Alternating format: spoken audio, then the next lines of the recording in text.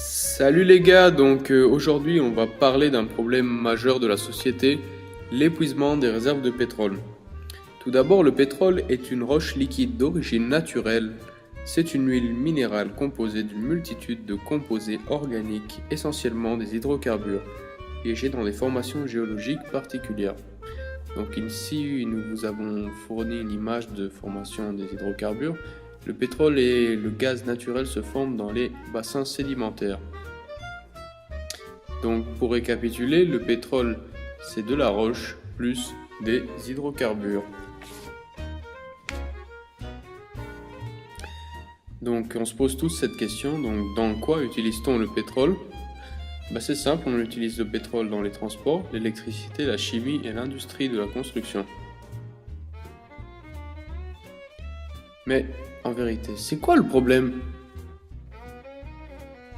Avec 31,3% de l'énergie primaire consommée en 2014, le pétrole est la source d'énergie la plus utilisée dans le monde devant le charbon et le gaz naturel. Sa part a fortement reculé. Elle atteignait 46,2% en 1943. En chiffres, cela signifie que nous consommons 92 086 000 barils de pétrole par jour et donc 14 641 674 000 litres de pétrole par an. En fait, c'est énorme. Et ce n'est pas près de s'arranger. Le besoin en pétrole ne cesse d'augmenter malgré l'apparition de nouvelles alternatives énergétiques. Il existe cependant plusieurs solutions pour ne pas épuiser les réserves de pétrole. En effet, il existe plusieurs alternatives prometteuses, mais une des plus intéressantes est la création de carburants à base de microalgues. Les microalgues sont des organismes microscopiques réputés pour leur capacité à produire de grandes quantités de lipides qui seront transformés par la suite en carburant.